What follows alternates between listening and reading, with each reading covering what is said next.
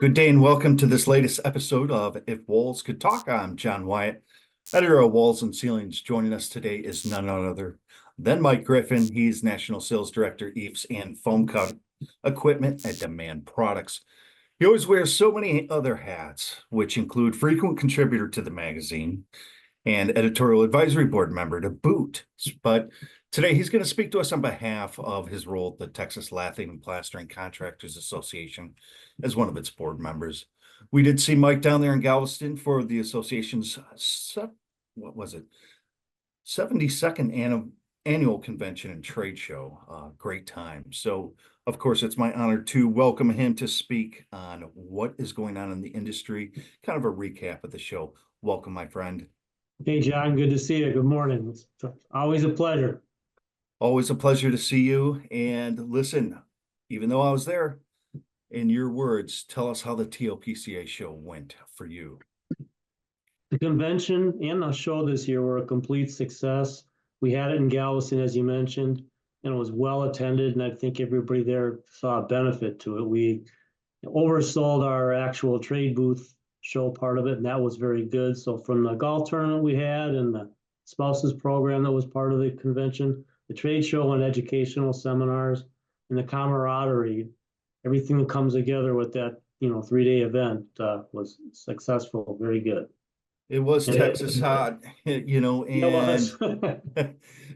was. cool venue. I really definitely like that. You gave a presentation at the show, and just explain to us what that was about, or was it just a welcome before the other sessions? Essentially, when we started the convention first was with a president's reception. It was a welcome to those in attendance and to actually kick off the whole event.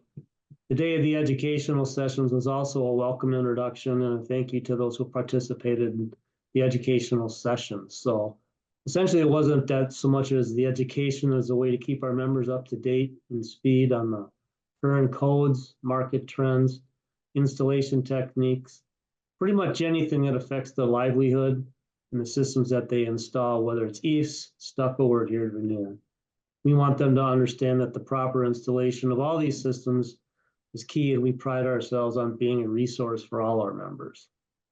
And a shout out to Eddie McCormick and the staff there at the TLPCA, as well as the educational sponsors, Ron Parco. I got that right? Yep. Mike, okay. A couple of the sessions that were of interest there's one on 3D CD and another on legislative updates to stone veneer. Just why don't you give us a summary on both of those? Okay, well, on the 3D printing, it's a building technology that's pretty much new to the market. And what it's doing is utilizing robotic technology to actually print a structure based on a cementitious product. There's actually been quite a few projects in the state of Texas, and the technology of printing with concrete has really grown and expands. And we thought it was a good idea to maybe let our members know or update them, if you will, on the opportunity that may present itself down the road with the trades that we're skilled at and good at, because a lot of people may want to take the interior or the exterior and make them a little less ribbed or whatever you want to call it from the printing. So there's an opportunity. Plus, it also brings attention to the fact that, robotics and stuff is something that is likely going to hit our industry. And when you take a look at it, we need to get younger people in the industry to do more with it. So getting people trained and understanding at least the basics of 3D is part of the opportunity that we wanted to do. So I don't know if that makes a whole lot of sense from that perspective, but it's coming whether we realize it or not. It'll be a few years down the road. And the idea is mainly residential and industrial. Excellent. What's the legislative update to basically stone veneer?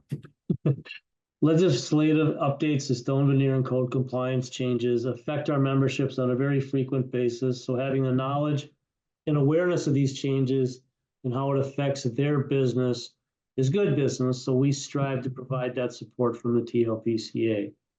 We had a manufacturer member that presented the information, and he is very knowledgeable, as is his company, and very versed in code changes. And I summarized the changes in the following. And this I will read word for word. The new 2024 IBC has updated its references to the adhered veneer section stone. adhered veneer section.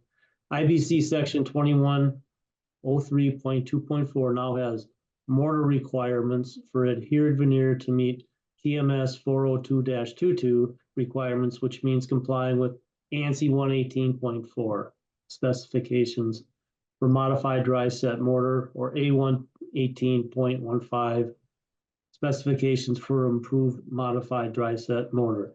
It sounds like a lot of complication, but that actually is something that's applicable to the people that make their living installing systems. So this essentially means that other typically type S mortars won't be approved without necessary testing. So that's kind of the idea behind it. Get these people educated and updated on what's going on. And we have members that participate in these committees and ASTMs to get us this information.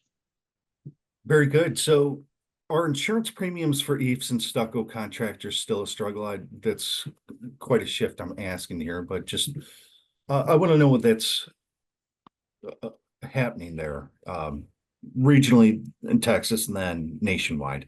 I think I heard a couple members specifically cite that this year, that they still felt it was an issue and more could be done. So what are your thoughts on that?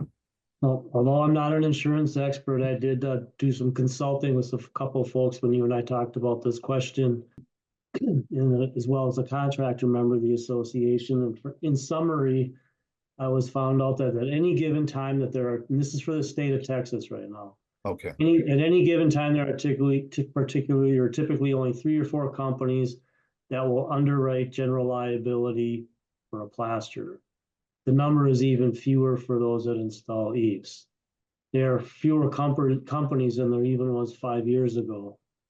But what we've also found out that's interesting is that the market seems to change every year, meaning the companies that provide the insurance or don't seems to be changing.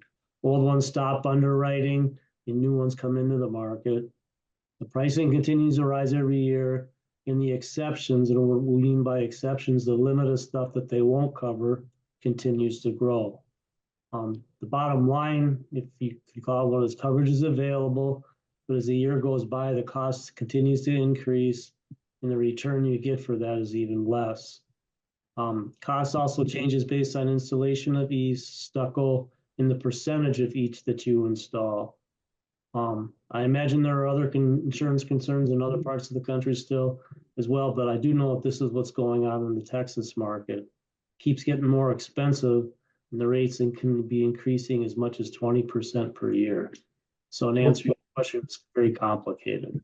Yeah, it definitely sounds complicated, and that's just something that I hope people hear and think about and give us some feedback on the pulse of what's going on with them regionally. But thanks for doing that reporting there. Let's shift back to the show, though.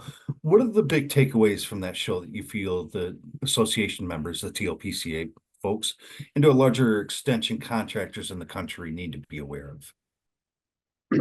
I believe that the contractor members and other potential contractors need to stay updated on the code compliance changes, product knowledge, and the need for training and educational programs for the end user, the installer of the product, and on the actual job site itself. The industry as a whole needs younger people to become more involved in and trained in the installation of these various wall assemblies. I'm into that, yeah. The opportunity for younger people to embrace and become involved in the industry is here again. Training, education, and knowledge of this system will ensure a cost-effective, energy-efficient, water-managed wall system, and the installers can actually make a living because, you know, college isn't for everybody, and there's an opportunity to make a really good living doing this. And there's actually, you know, training and education and installation. I mean, it's a very good trade, and there's a lot of people that started in the trades that actually own their own companies now. So good opportunity. It is. It's a lucrative career, and I hope the younger generation moves away from, not just the liberal arts as a solution, but the trades as well as things in STEM. We certainly need people more of the technical mind and the labor. So, Yep. Anything else you want to add regarding the show? Nope, I think everything went well. I appreciate the opportunity to speak for the TLPCA with you. I mean, it's always good to see you at the shows, and as an association, we just want to be an example of what people need to help further the industry. So thanks.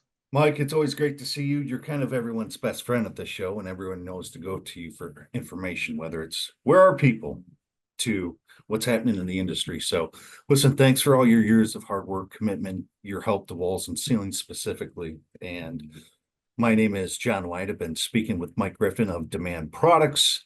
Thank you for listening to this episode of If Walls Could Talk. You can find other podcasts and videos at wconline.com. Enjoy the rest of your summer. Thanks so much. Goodbye.